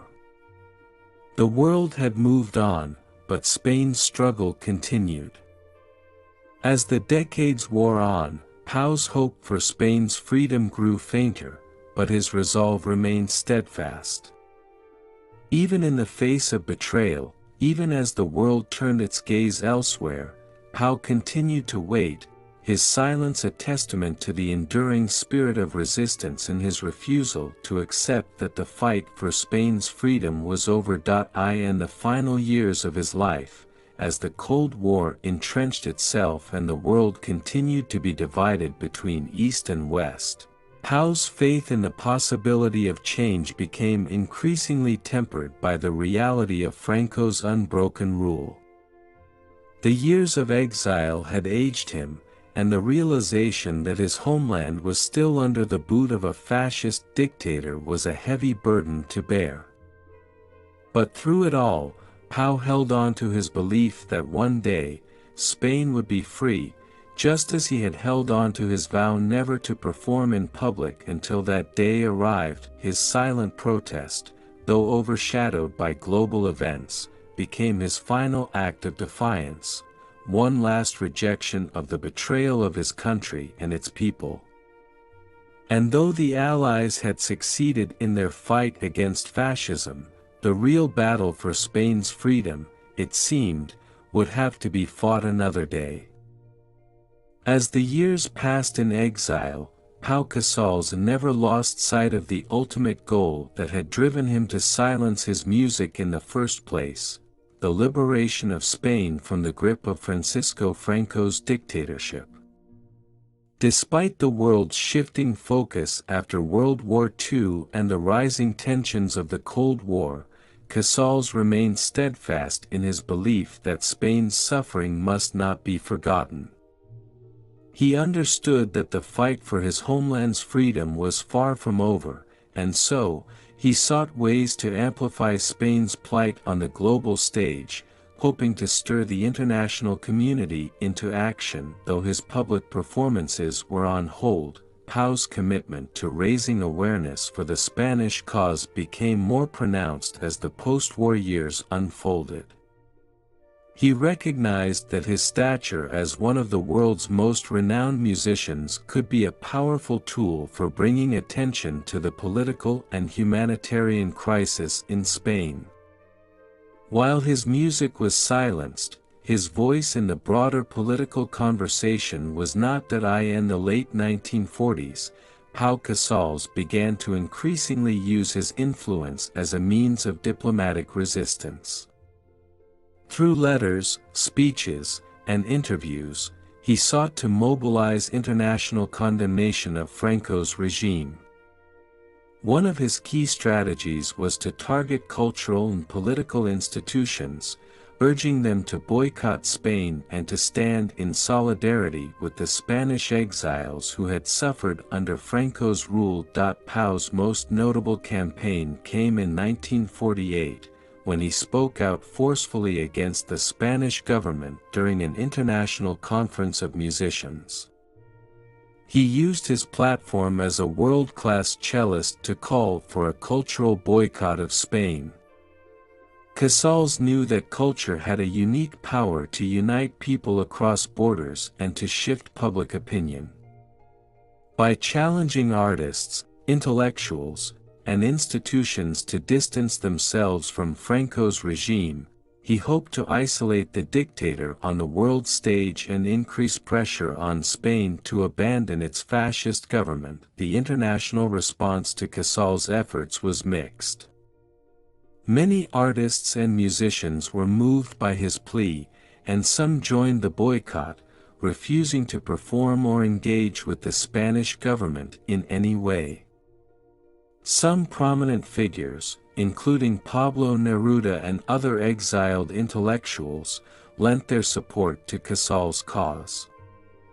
However, the response from governments was far more muted. The global political climate, dominated by the emerging Cold War, made it difficult to rally support for Spain's Republican cause. For the United States and other Western nations, Franco's regime remained a convenient ally against the perceived threat of communism, and they were unwilling to risk alienating him. Undeterred, Pau continued his campaign, appealing to the moral conscience of the world. He sent letters to prominent leaders, including President Truman and Prime Minister Churchill, urging them to recognize the legitimacy of the Spanish Republic and to help end Franco's dictatorship. In these letters, Pau stressed the importance of standing up for the democratic values that the Allies had fought for during the war. His messages were impassioned, pleading not just for political change in Spain, but for the restoration of justice and human dignity to a nation that had been ravaged by years of civil war and repression. But it was not just political leaders whom Pau sought to influence. He also reached out to the general public, urging ordinary people around the world to join in his protest against Franco's regime. He understood that change would only come if the global public demanded it. Through interviews with international press outlets, radio broadcasts, and public statements, Casals called on the world to remember Spain and its people. He emphasized that the fight for freedom was not just a Spanish issue, it was a universal one, a fight for democracy and human rights. As Pau traveled across Europe and Latin America, he continued to speak out about Spain's plight, using every opportunity to remind the world of the brutal realities under Franco's rule. In Paris, where he had made his home, he met with fellow exiles, artists, and intellectuals, urging them to use their platforms to speak out. In Latin America, Pau received an outpouring of support from those who had witnessed the effects of the Spanish Civil War on their own countries. His efforts became a rallying cry for those who still held hope for Spain's future, even as the international community seemed to turn its attention elsewhere. While Pau's efforts did not immediately result in the overthrow of Franco, they did keep Spain's suffering in the global conversation. His persistence in speaking out about the injustices faced by his people gave the Spanish exiles a voice when they had none, reminding the world that their struggle was far from over. Casals became not just a symbol of resistance but a voice for all those who had been silenced by Franco's regime. In the years following the end of World War II, Pau continued to use his music as a vehicle for protest. Though he had vowed not to perform until Spain was free, he began to perform privately for small audiences, speaking not only through his cello but through the deep emotion conveyed in his music. The performances were often acts of quiet defiance, as he poured all of his frustrations, hopes, and dreams for his homeland into the strings of his cello. These private concerts were his way of continuing the fight, no longer through public performances, but through the private resonance of his art. As the 1950s progressed, Pau's message remained the same: the world must listen to Spain. Though the global political climate had shifted and Spain was largely ignored, Pau remained a steadfast advocate for his country's freedom. His efforts to raise awareness about the plight of the Spanish people left a lasting imprint on the international consciousness. While the world's attention may have wavered, Pau Casals ensured that Spain's struggle would not be forgotten. Even in the face of ongoing frustration and geopolitical indifference, Pau's conviction did not waver. He understood that the fight for Spain's freedom would not be easily won, but he also knew that change, when it came, would be fueled by the efforts of those who refused to remain silent. And as long as his cello remained silent, the world would continue to listen to his message for justice, a message that, over time, would become an indelible part of Spain's fight for freedom. In the silence of his exile, Pau Casals found a way to continue the battle for his homeland, a battle that could not be fought through public performances or grand gestures. Though he had made a vow not to perform in public until Franco's regime was over, Pau's music was far from stilled. The cello that had once filled concert halls with its soul-stirring sounds now resonated in the private spaces of his home, but every note played was a statement, a protest against the tyranny of the dictatorship that had stolen his country's freedom. Casals' decision to compose and perform music in private was not just an act of defiance, it was a means of personal catharsis. A way for him to keep the flames of resistance alive when the world around him seemed to forget Spain's plight. Music had always been his language, the way he communicated his deepest emotions, and now it became the channel through which he could express his fury, his sorrow, and his unyielding hope.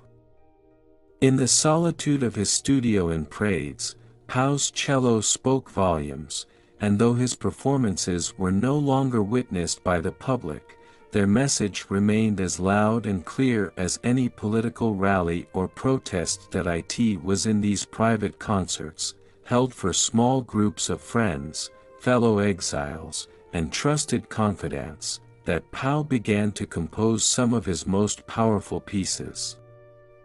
These works, often filled with tension and urgency, were infused with the grief of exile and the frustration of watching Spain suffer under an unbroken regime.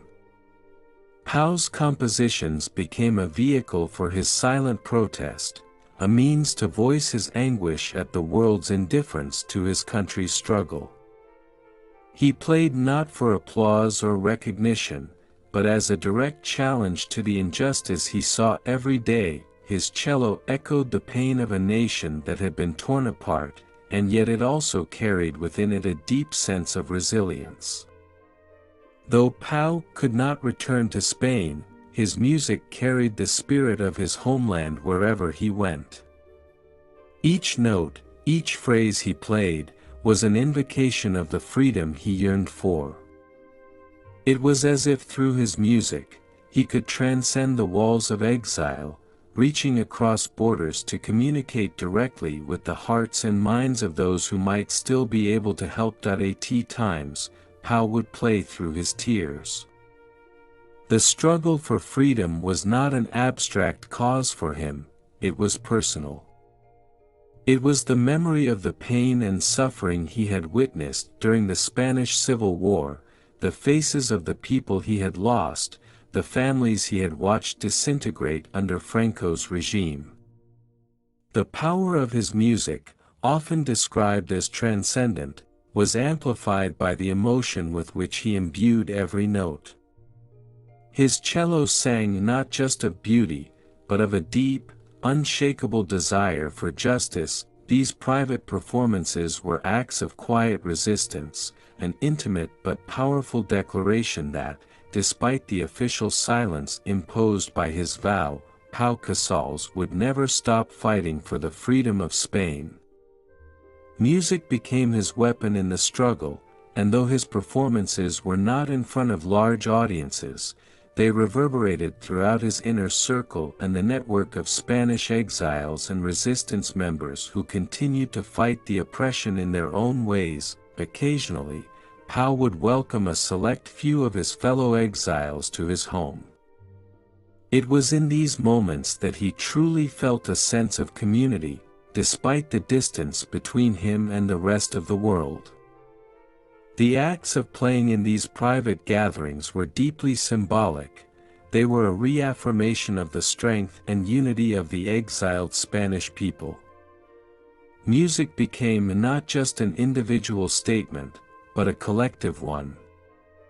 In these spaces, Pau and his fellow exiles found solace in each other's company, each sharing in the pain and hope that resonated through the strings of his cello. The impact of Pau's private performances was felt in more than just the walls of his studio.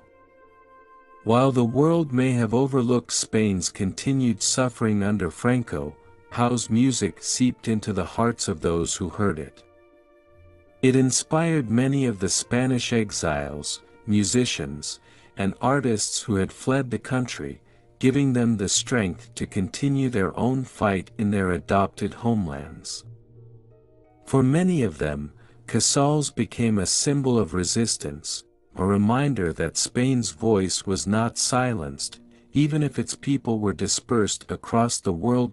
One of the most poignant moments of this period came when Pau composed a piece that was later known as El Canto La Tierra, a work that reflected both his longing for Spain and his unwavering commitment to its liberation. This composition, though never performed publicly in his lifetime, became an anthem for the Spanish exiles. In the notes of the cello, Pau captured the heartache of a country in turmoil, but also the indomitable spirit of a people who refused to accept defeat. The music resonated deeply within the hearts of those who had fled Spain, a generation of people who had lived through the horrors of war and exile. It served as a reminder that, no matter how long it took, Spain would one day be free. Through the power of his music, Pau gave the exiles hope that their struggle was not in vain, that the ideals of liberty, justice, and democracy would ultimately prevail. In playing in private, Pau Casals also subtly reminded the world of the power of music as a tool for protest.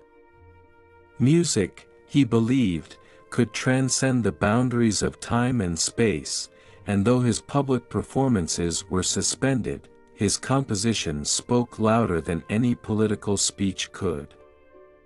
His cello, in the silence of exile, became his ultimate act of defiance, one that would echo through generations to come. Long after the reign of Franco had ended, the sound of Pau's cello, though heard by only a few, reverberated with the power of 1,000 voices. It became a symbol of resilience, of a fight that would never end, and a reminder that the struggle for freedom and justice, no matter how long it takes, must always be carried forward, by every means available, in every silence, and through every note played. Pau Casals, the man who was often revered as the greatest cellist of his time, was perhaps even more profound as a silent hero during the darkest years of Spain's struggle against Franco's dictatorship.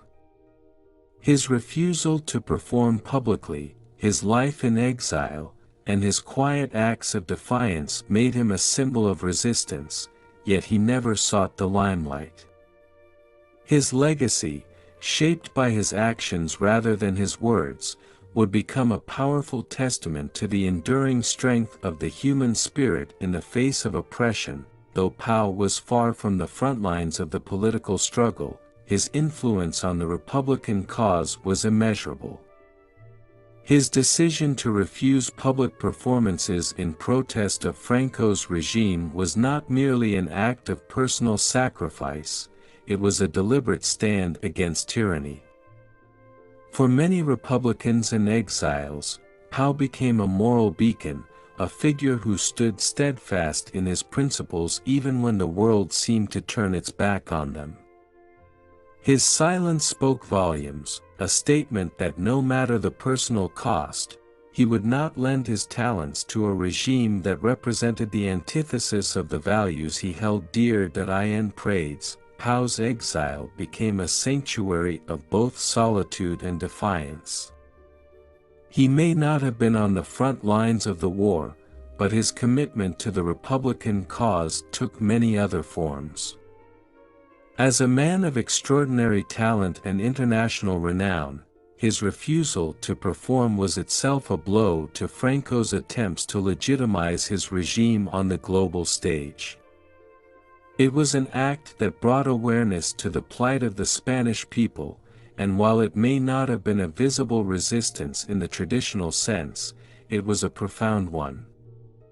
By withholding his music from the world, Pao made clear that the cultural power of Spain, its art, its identity, could not be co-opted by the fascists.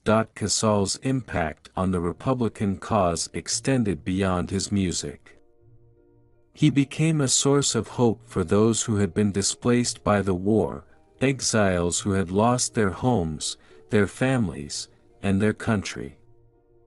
To them, Pao embodied the soul of Spain, the spirit of a nation that could not be extinguished, no matter how dire the situation. In his private performances and through his continued financial support of Spanish refugees, Pao served as an anchor for the Republican cause, even if it meant risking his own safety. His involvement with the underground networks that assisted Republicans fleeing from the Gestapo was never widely publicized, but it was vital. It was through these quiet efforts that Pao's true heroism unfolded. He gave not just his art, but his life, to the protection of his fellow countrymen. The importance of Pao's actions during the war years cannot be overstated. He was one of the few prominent figures who consistently refused to compromise his principles in the face of overwhelming adversity. While many had been forced into silence or had been co-opted by other powers, Pao remained unwavering. He demonstrated that even in the darkest moments of exile, the resistance could take many forms. It did not always need to be loud, visible, or dramatic. Sometimes, it was simply a matter of holding firm to one's values and not bowing to the pressures of the world. Though Pao Casals lived in the shadow of exile, far removed from the grand political theaters of the time, his role as a silent hero in the Republican struggle was profound. He never sought the title of hero, he was a musician first, and his artistry was the lens through which he viewed the world. But in choosing to remain silent in a time of great turmoil, Pao made a statement that resonated beyond his music.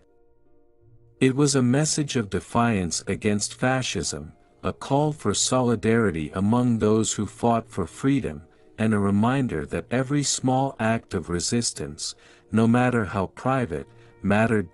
Pao's heroism was not of the conventional sort.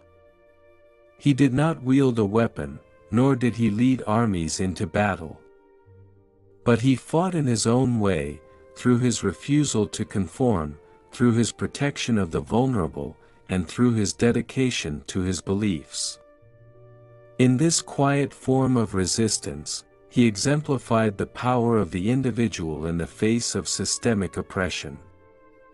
His life in exile was a testament to the enduring power of human conviction, a reminder that even in the face of defeat, there is always space for resistance, and that sometimes the most profound acts of heroism occur in the silence of the shadows. In the years that followed the end of the war, as Franco's regime continued to stifle Spain's freedom, Pau's silence remained his loudest protest. His refusal to return to Spain until the dictator's death was a symbolic act that resonated deeply within the hearts of Spaniards, exiles, and allies alike. He had become a hero not because he was seeking glory, but because he had remained true to his ideals in the most trying of circumstances. Pau Casals' legacy as a silent hero is a testament to the power of integrity, the strength of nonviolent resistance, and the enduring importance of standing up for justice, even when the world seems to have forgotten your struggle. Pau Casals' legacy as a symbol of resistance transcended the boundaries of music. Though his name was synonymous with virtuosity, his true legacy lay in the unwavering principles that guided him during Spain's darkest hours. Exiled in Prades, far from the cultural and political center of his homeland, Pau became a beacon of freedom, a symbol of defiance against the tyranny of Franco's fascist regime. In his silence, his commitment, and his sacrifice, he illuminated a path for those fighting for justice, liberty, and the preservation of human dignity. Casals' refusal to perform publicly after the Spanish Civil War was not merely an artistic decision, it was a profound political statement. He made it clear that his music, one of Spain's most cherished cultural treasures, would not be wielded by the fascists. He knew that art could be corrupted, used to legitimize oppressive regimes, and he vowed not to let his art be co-opted by the very forces that had brought destruction to his homeland. For many, this was an act of heroism in itself. Pau's music was known worldwide, and the very absence of his performances became an enduring form of protest, one that resonated across borders and generations. In the years that followed his decision to remain silent, Pau's commitment to Spain and the ideals of freedom remained steadfast. His personal sacrifice was profound. To live in exile, away from the adoration of his peers and the audience of his adoring fans, was a heavy cost. Yet he bore it willingly, knowing that the greater battle lay not in the concert halls of Europe or America, but in the struggle to free his country from the grip of tyranny. His refusal to return to Spain under Franco's regime, despite the political pressures to do so, was an act that set him apart from many others.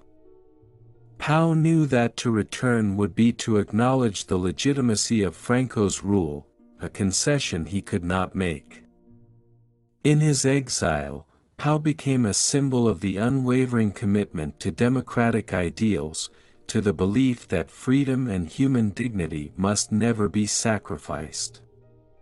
His role as a public figure gave his resistance an international dimension, drawing attention to the plight of the Spanish people, and the longer Franco remained in power, the louder Pau's refusal to play became. But Pau's legacy as a beacon of freedom was not confined solely to his public acts of defiance.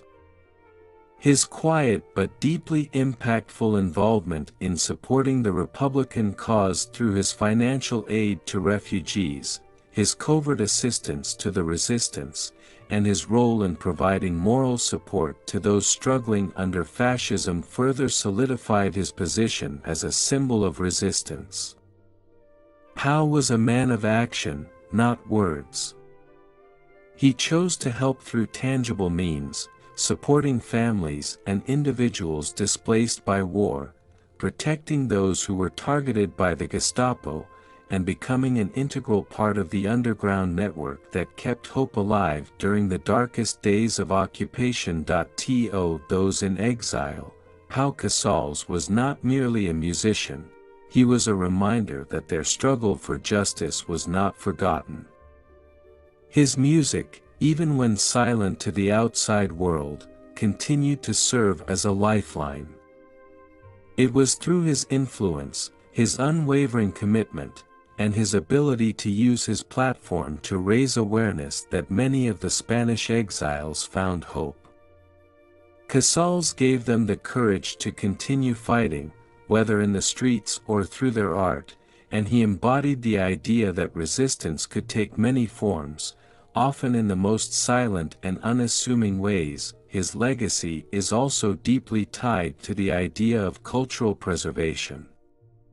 During his years in exile, Pau was part of a movement to keep Spanish culture alive. For him, the protection of Spanish art, music, and traditions was an act of rebellion against Franco's desire to erase the cultural identity of Spain. By refusing to let his music be controlled or manipulated, Pau protected a piece of Spain's soul, ensuring that its cultural voice would not be lost in the face of dictatorship. As the world watched the events of the Second World War unfold, Pau's decision to remain silent in public performances had a ripple effect. For those fighting fascism, the image of a world-renowned musician, one who had been beloved by millions, taking such a stand for his beliefs became a rallying cry. Pau's actions helped to highlight the moral bankruptcy of regimes like Franco's, and in doing so, he became a symbol not just for the Spanish people, but for all those oppressed under authoritarian rule. Though Pau never returned to Spain during Franco's reign, his legacy would eventually be realized when, after the dictator's death, Spain could once again breathe the air of freedom. It was only then that the world could fully appreciate the profound depth of Pau's sacrifices.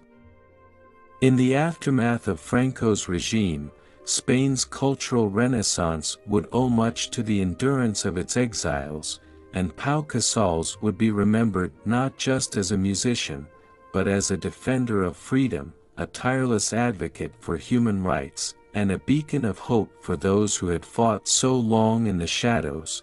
Even in his later years, as the world began to heal from the wounds of war and dictatorship, Pau remained a steadfast advocate for peace, freedom, and justice.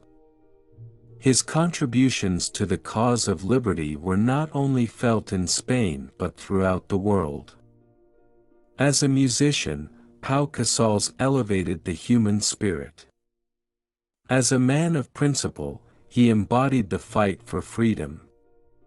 His life and legacy are a reminder that, even in the most oppressive circumstances, individual acts of resistance, whether in silence or action, can have an enduring impact.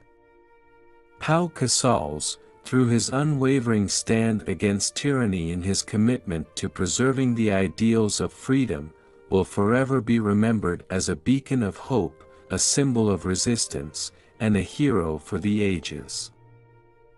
After the end of the war and the fall of fascism in much of Europe, Pau Casals turned his attention toward a new, profound vision for the future, a world in which the divisive walls of nationalism, tyranny, and war no longer defined humanity.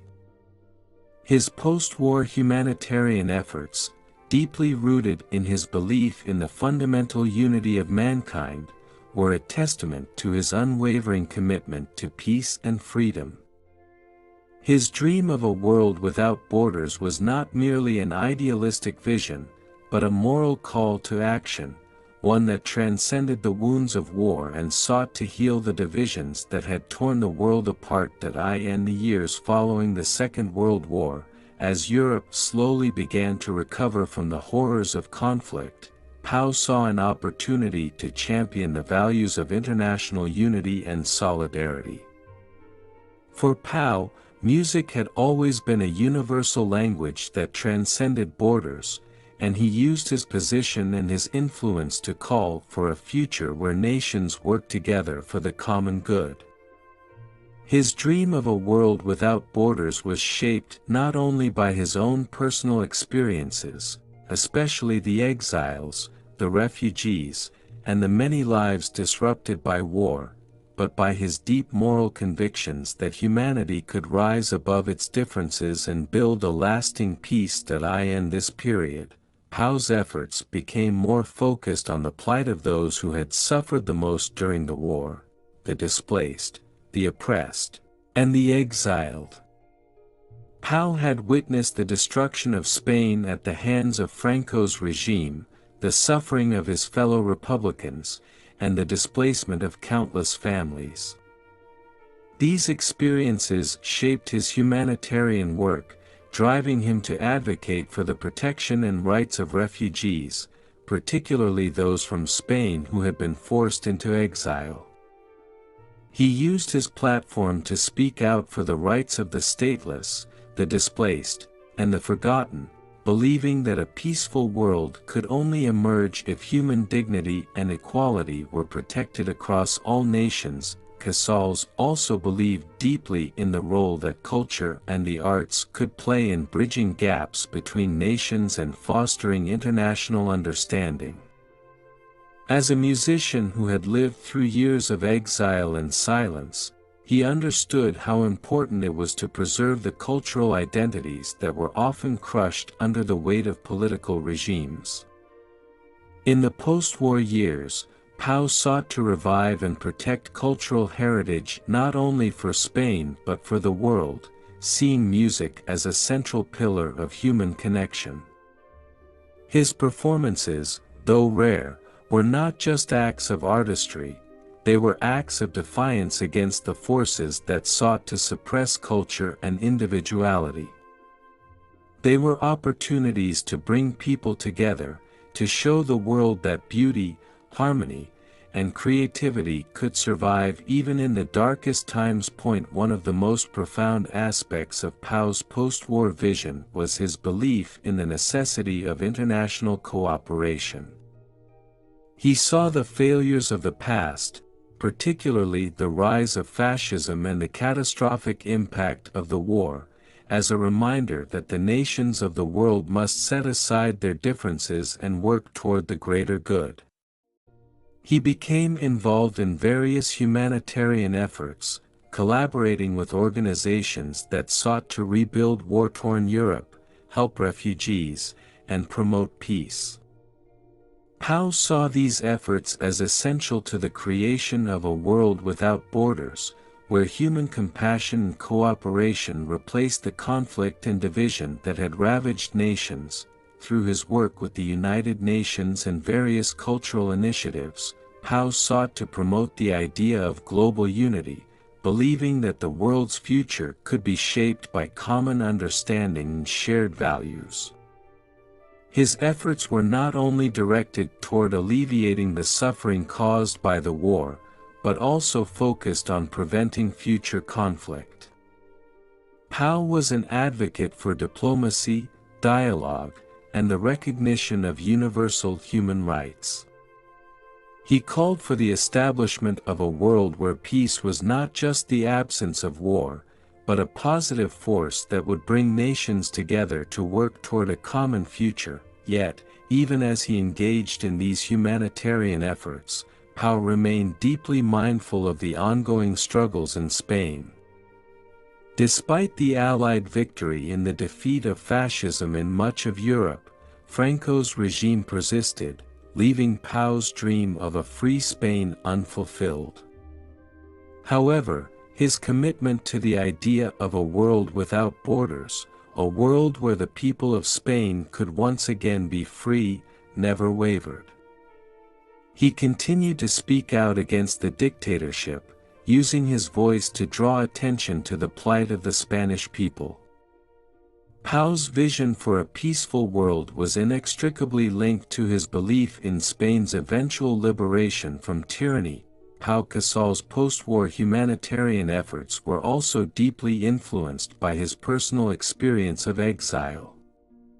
He knew firsthand the pain of being separated from one's homeland, and his empathy for those who were forced into similar situations shaped his advocacy for refugees and displaced persons.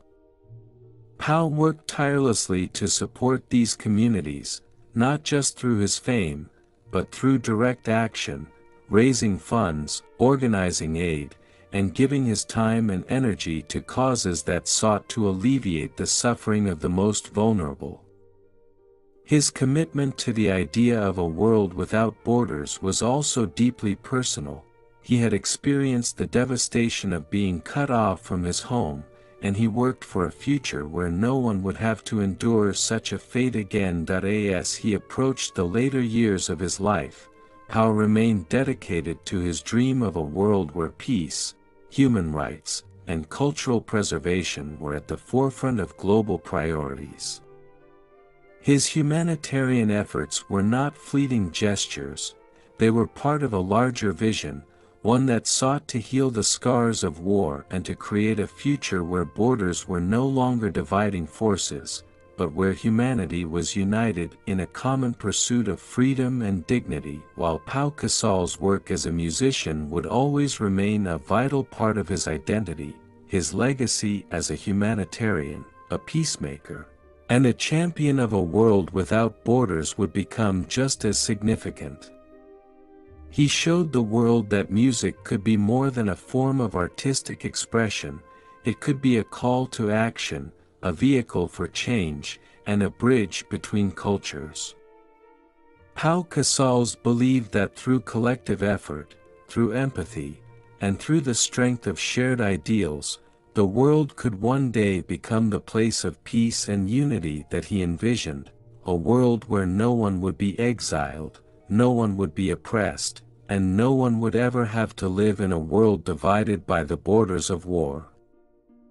In the final years of Pau Casal's life, after decades of exile, silence, and struggle, he once again took up his cello, not just for the art of music, but as a defiant act of hope and resistance. The final note he played was not simply a beautiful melody, but the echo of all the dreams, battles, and heartaches that had defined his life. It was a note that resonated across borders, carrying with it the weight of his unwavering dedication to freedom, justice, and the vision of a free Spain. Though the political landscape had shifted and Europe was rebuilding in the aftermath of the war, Franco's dictatorship remained in power in Spain. For Pau, his music was the last weapon he could wield to draw attention to the plight of his homeland. While the world had witnessed the collapse of fascism in much of Europe, Spain remained under the grip of the very regime that had forced him into exile. This persistent injustice fueled his decision to return to public performance, despite his years of vow to remain silent. His music would once again be a voice for the oppressed, a beacon of defiance, and a rallying cry for the end of Franco's tyranny. In 1950, at the age of 73, Pau Casals performed in a concert for the United Nations in New York City. This performance was not only significant because it marked his return to the stage after a prolonged absence, but because it was a moment of catharsis for him. He had been living in exile for nearly 2 decades, his cello silent in public, as a protest against the fascist regime that still held his homeland captive. Now, with the eyes of the world upon him, Pau returned to the concert hall, not as a mere musician, but as a symbol of resistance, defiance, and unwavering hope for his country. The concert was a triumphant and emotional moment, but also a somber one. As Pau began to play, his heart carried with it the memory of the millions who had suffered in Spain, of the thousands of refugees he had helped, and of his unbroken commitment to the idea that Spain would one day be free. Each note he played was imbued with the pain and longing of his years of silence. Yet, even in the most mournful passages, there was a spark of hope, a reminder that music, like the struggle for freedom, could never truly be silenced. The performance was broadcast to global audiences, reaching across oceans and continents, and resonating with those who had been part of the fight against fascism and those who were still fighting against tyranny. Casals' music transcended the concert hall, and his message reverberated throughout the world. The world heard his plea not just for the freedom of Spain, but for the freedom of all nations still under the shadow of authoritarianism. Pau's return to the world stage was more than just a performance, it was a statement, a declaration of his ongoing commitment to the cause of peace, human rights, and the end of fascism. Despite his advanced age, he poured every ounce of his soul into that performance, each note a reflection of the years he had spent in exile, of the hope that had never left him, and of the country he still believed in.